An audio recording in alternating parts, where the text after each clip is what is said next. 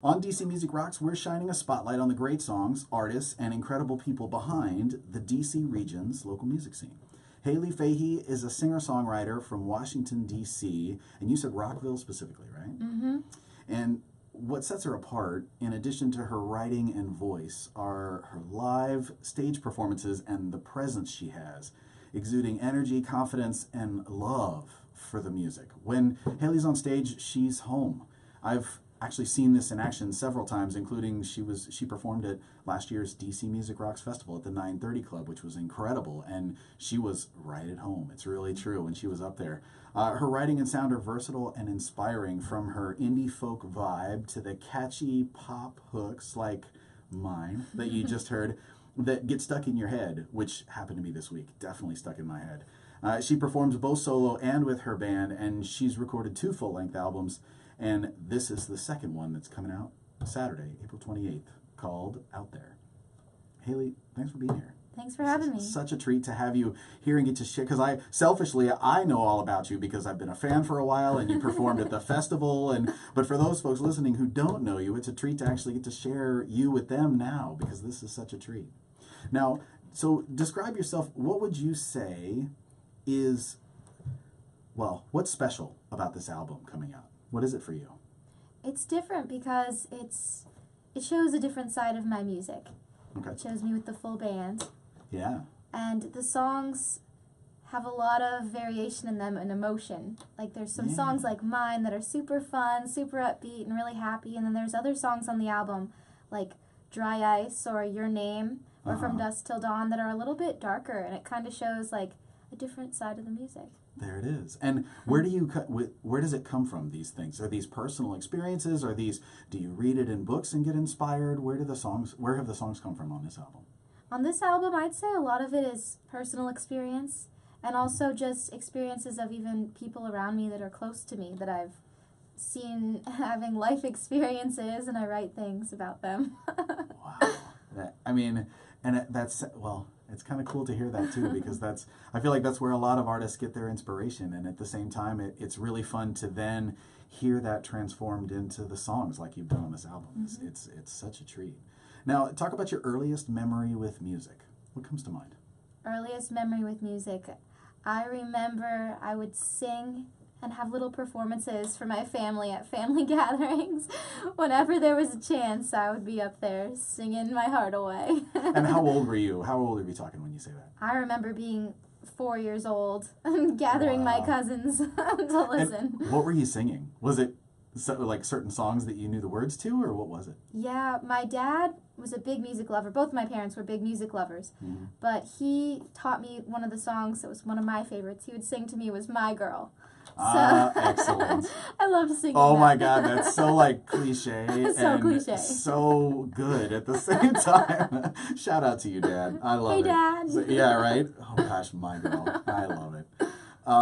And so now what about your first memory performing then? Is it that same thing at family gatherings? Or what's actually performing for someone other than your family? What's the first memory that comes to mind? I remember singing in church choir. Okay. Yeah, I was always in choir growing up.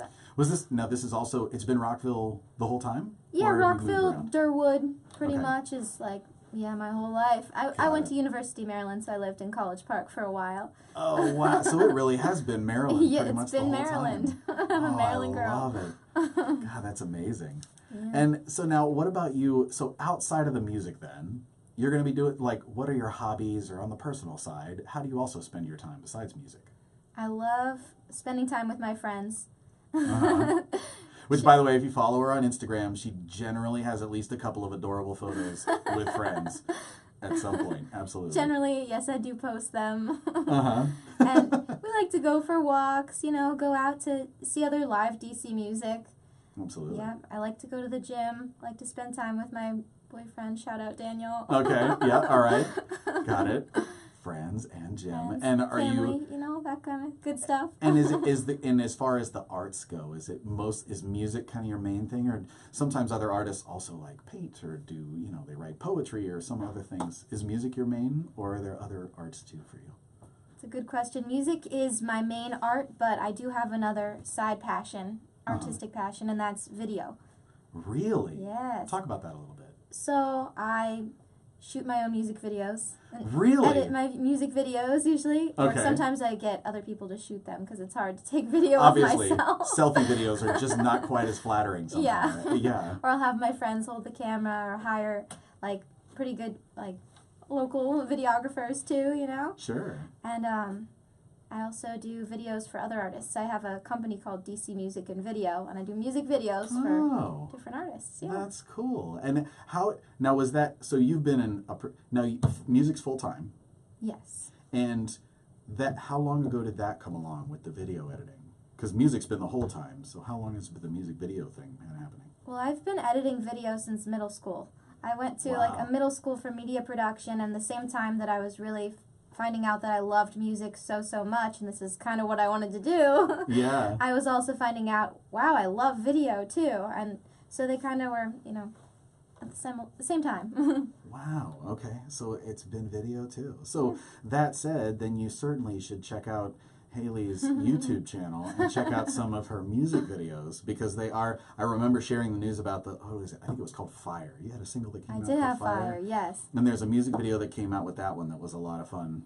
So out in the woods, Out in the playing woods. around with friends. That And looked fire. like a lot of fun. And fire, of course, lots of fire. Oh, I love it. So what about, now talk about your funniest moment that comes to mind on stage as performing. Oh my gosh. Well, there have been a lot of great moments with the band, I have to say. Ooh, do share. When you say a lot of great moments, that's like such a tease. Don't tease us now. Come on. Oh, man. The one that I can think of was one time, there's always talk about, you know, band drama, there's band relationships, this and that, but Isaac is my bass player, have gotten teased so much. Oh. He's my good friend. And I just remember one time we were playing a gig out in Frederick at the Blue Side, and this woman was like shouting from off the stage, like, why don't you just make a move already? And all this stuff. And we couldn't even get through this song. Everyone on stage, we were all laughing so much. Oh my God. And so there is nothing between you and the bass player then? No, I have another relationship. You know, he's had other relationships and this and that, but it was just... Wow. And now actually, while we're talking about that, how did the band come together then? Has it always been this group, or how long has it been the group that it is now that recorded this? This group was my first band. Awesome. So, like, ever since you started in, high school or college too, or? Yeah. Wow. So I gathered the band 2 years ago at the end of college. Okay. It was when I started playing with the full band. Yeah. Yeah. And it's been, and 2 years, still together? 2 years, still together. And we came together, we actually all are from Durwood.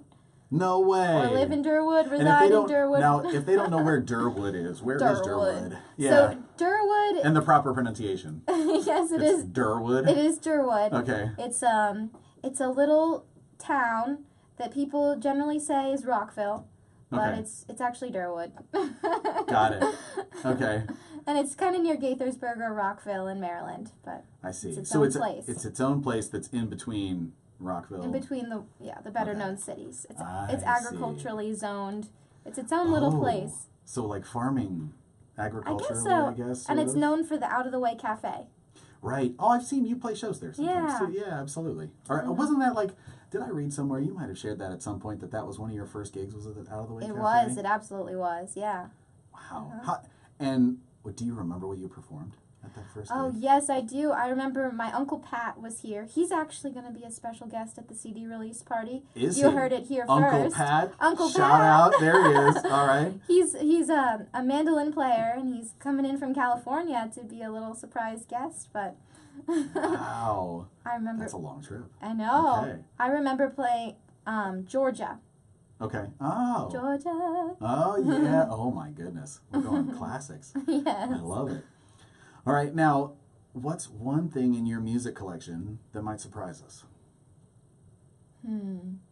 I have several Stevie Wonder albums. Really? Yes. I love the Dixie Chicks growing up. So good. Listen to a lot of So Dixie good. Chicks. Okay.